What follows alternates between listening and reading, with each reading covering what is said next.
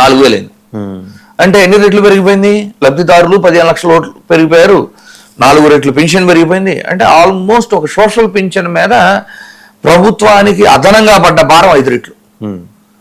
మరి ఏమవుతుంది? ఆర్థికంగా రెవెన్యూ లేకుండా, సోర్సెస్ లేకుండా ఆంధ్రప్రదేశ్ ఎంతో కొంత ఇప్పుడు చేస్తున్న అప్పు అంతా కూడా చూడండి. ఇప్పుడు చేస్తున్న అప్పు ఒకప్పుడు వైసీపీ అవ్వచ్చు, ఇప్పుడు టీడీపీ అవ్వచ్చు, ఇప్పుడు చేస్తున్న అప్పు అంతా కూడా ఒక సోషల్ పింఛన్కి వెళ్ళిపోతుంది కదా. రైట్.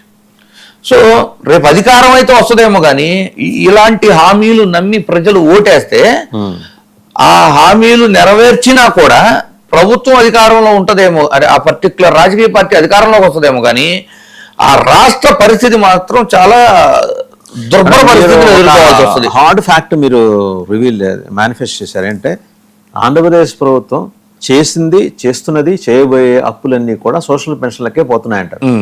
అంతేనా మీరనేది? అవును. సో చేయబోయే అప్పులు కూడా అంతే కదా సార్. ఇప్పుడు రాబోయే 5 ఏళ్ల తర్వాత ఒక అంటే సారీ ఈ టాపిక్ రెలవెంట్ కాకపోవచ్చు, ఒక అమరావతిని నేను ఎగ్జాంపుల్ చెప్పబోతున్నా. ఇప్పుడు 1,00,000 కోట్ల బడ్జెట్ అంటున్నారు, ఇంకొన్ని రోజుల్లో 2 లక్షల కోట్లు అంటున్నారు, ఇంకొక 50,000 ఎకరం తీసుకుందాం అంటున్నారు.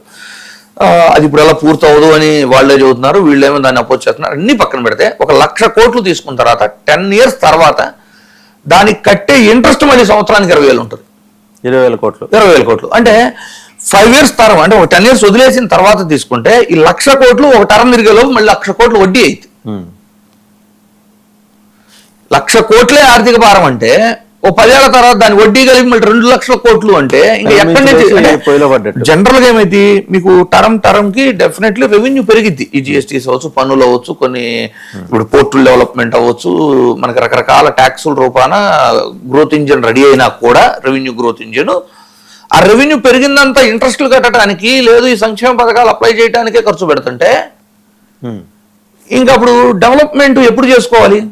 వాటితో కదా డెవలప్మెంట్ చూపిస్తుంది. సంపద సృష్టి వాటి ద్వారా జరుగుతుంది కదా. సృష్టించిన సంపద అప్పులకే పోయింది కదా, అంటే వడ్డీలకే పోయింది కదా. 10 ఏళ్ళు కాబట్టి 20 ఏళ్ళలో వడ్డీల నుంచి బయటపడతామేమో. పడం కాదు సార్, నేను అదే చెప్పబోతున్నా మీకు. 1,00,000 కోట్లు ఈ రోజు ఎఫెక్ట్ అంటారు. ఒక 1,00,000 కోట్లు ఇప్పుడు అప్పు చేస్తే 10 సంవత్సరాల తర్వాత సంవత్సరానికి 20,000 కోట్లు వడ్డీయే కట్టాల్సి వస్తే మీకు జనరేట్ అంటే నిజంగానే సంపద సృష్టించారు. అది ప్రభుత్వాలతో మనకు అనవసరం. జనరల్ గానే growth every year term two term growth ఉంటది. సో 10 ఏళ్ల తర్వాత ఈ గ్రోత్ డెవలప్ అయిన 1,00,000 కోట్లని వడ్డీ కట్టాల్సి వస్తే అది ఏ విధంగా రాష్ట్రానికి ఉపయోగం? ఇంట్రెస్ట్ వేవర్ కోసం వెళ్తారేమో అప్పుడు. ఇంట్రెస్ట్ వేవ్ మేము అప్పు కట్టేసాక వదిలేయండి ఇంట్రెస్ట్ వేవర్. మేము అదైనా కూడా వాళ్ళైనా ఒక 20 ఏళ్ళు కట్టించుకొని వదులుతారు కానీ 5 ఏళ్ళకి 10 ఏళ్ళకి వదలరు కదా. వాళ్ళైనా ఒక 50 ఏళ్ళు కట్టించుకున్న తర్వాత సరేలే మీరు 1,00,000కి 10 లక్షలు కట్టారు ఇంక వదిలేస్తా ఉంటారు. సో ఇవి ప్రజలు మనకి సార్ నేను చెప్పేది ఇప్పుడు వెస్ట్ బెంగాల్ దగ్గరికి వద్దాం మళ్ళీ. Coming to the same our confined subject. అక్కడ ఇక్కడ ఏదో అసలు డెవలప్మెంట్ సంపద సృష్టించలేదు, అక్కడ అసలు ఏం లేదు కదా. అసలేమీ లేదని ఏం లేదు సార్. ఇండస్ట్రీస్ అన్ని వెనక్కి వెళ్ళిపోతున్నాయి, ఎవరు ధైర్యం కూడా చేయరు సార్. ఇండస్ట్రీస్ వెళ్ళిపోతున్నాయి అంటే మీరు గుర్తుపెట్టుకోండి, ఎంఎన్సి కైండ్ ఆఫ్ కంపెనీస్ అంటే కొంచెం పెద్ద స్థాయిలో పెట్టే వాళ్ళు ఎవరైనా కూడా కేంద్రం ఇన్వాల్వ్మెంట్ కూడా ఉండిద్ది. కేంద్రం ఇచ్చే ప్రోత్సాహకాలు సార్. బెస్ట్ ఎగ్జాంపుల్ మీకు టాటా అంతటోడే దండం పెట్టి దిగి వెళ్ళిపోయాడు. మీకు టాటాలే రానప్పుడు ఇంకెవరు వెంచర్ చేస్తారు సార్ అక్కడికి? ఇప్పుడు బాంబేలో పెట్టే ఇన్వెస్ట్మెంట్ తీసుకెళ్లి కలకత్తాలో పెట్టమంటే ఎవరన్నా రాగలరా? భయపడుతున్నారు అక్కడికి వెళ్తే. అలాంటి భయానకమైన వాతావరణం కమ్యూనిస్టులు సృష్టించారు, ఈవిడ కొనసాగించింది. సార్ మనం ఎన్ని మాట్లాడుకున్నా బెంగాల్ అస్తిత్వం అనేది ఒకటి ఉంటది. అది వాళ్ళు దాన్ని మనం అంటే మిగిలిన రాష్ట్రాలు వేరు, బెంగాల్ పరిస్థితి వేరు. ఎందుకంటే ఉండేది కదా బెంగాల్ దేశం అంతా ఇవాళ ఆలోచిస్తే బెంగాల్ దానికి సంబంధించి మొన్నే ఆలోచిస్తుంది. ఇంకోటి కూడా ఉంది సార్, 30 నుంచి 40% ఆఫ్ ఓటింగ్ కేవలం ముస్లిం ఓటింగ్ ఉందట. అవును, ఆ పాయింట్ మనం మాట్లాడాల్సిందే. ముస్లిం ఓటింగ్ ఉంది. ఆ ముస్లిం ఓటింగ్ అనేది ఇప్పుడున్న రాజకీయ పరిస్థితుల్లో కాంగ్రెస్ కమ్యూనిస్ట్ కంటే కూడా ఇప్పుడు ఎంఐఎంని ఒక ఎగ్జాంపుల్ తీసుకోండి. బీహార్లో వెళ్ళింది కాంగ్రెస్ తో పాటు తెచ్చుకోగలిగింది, అదనంగా గెలుచుకున్నారు ఒక సీట్.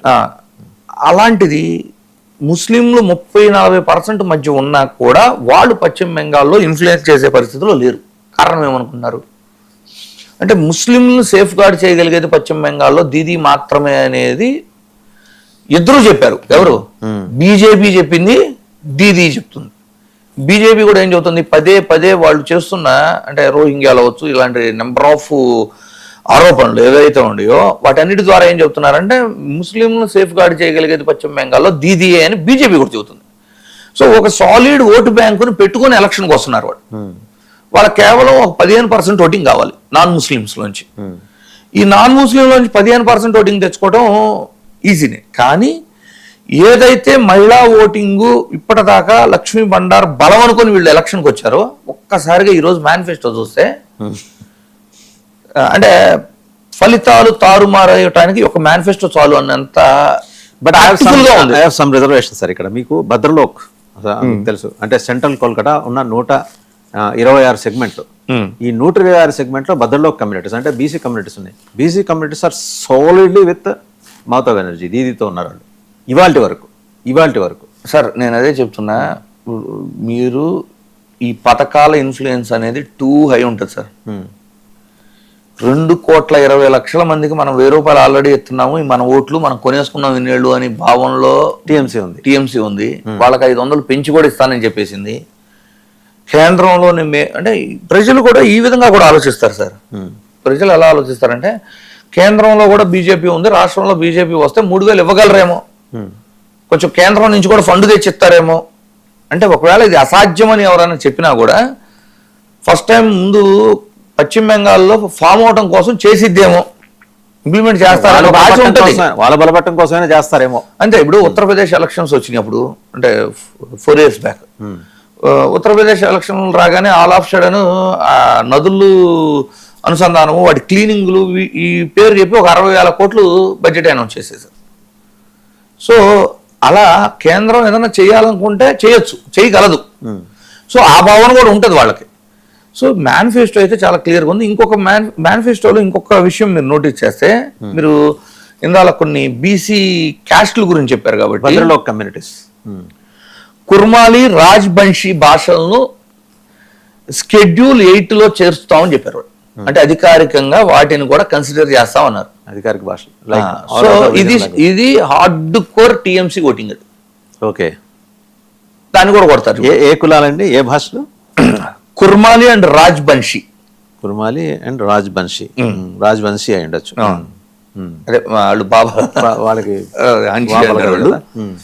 సో మేనిఫెస్టో మాత్రం నిజంగా వాళ్ళు గెలవటానికి చాలా ఏదో గెలవాలి అంటే ప్రకటనలు చేయటం వేరు సార్, మేనిఫెస్టో రెడీ చేయటం వేరు. చాలా క్లియర్ గా టీఎంసీ ఓటు బ్యాంకుని కొల్లగొట్టడానికే మేనిఫెస్టో ఇచ్చారు. ఇది క్లిస్టర్ క్లియర్. ఎంత మేరకు చిల్లు పడచ్చు టీఎంసీ ఓటు బ్యాంక్ ఉజ్జాయింపుగా? అంటే నా అబ్జర్వేషన్ అయితే ఈ మేనిఫెస్టో కానీ ప్రజలు నమ్మితే they can sweep. BJP sweep చేశారు. ఓకే, ఇప్పుడు దాకా టీఎంసీ 140 ఉండే కదా నెంబర్స్, రివర్స్ కాదు, ఇంకా బెటర్ రిజల్ట్స్ బీజేపీకి వస్తాయి. అలా ఉంది.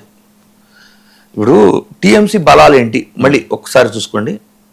టీఎంసీ బలాలు ఫస్ట్ లక్ష్మీ బండార్ సార్, దానికి డబల్ చెప్పేశారు.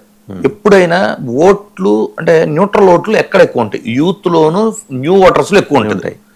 సో నిరుద్యోగ భృతి పేరుతో ఆ ఓట్లను కొలగొడుతున్నారు. ఆ తర్వాత టీఎంసీ యొక్క మేజర్ బలం Muslim voting. UCC and border security పేరుతో polarisation of Hindu vote towards బీజేపీని ప్లాన్ చేసి కన్సాలిడేట్ చేసుకోగలుగుతున్నారు.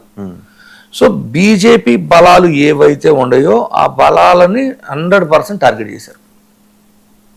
సో ఇది చాలా క్లియర్ గా ఈ మేనిఫెస్టో కానీ ప్రజలు నమ్మితే, నమ్మడం అని కాదు, నమ్మడం అని నేను ఆశపడితే బీజేపీ విన్ అయింది సార్.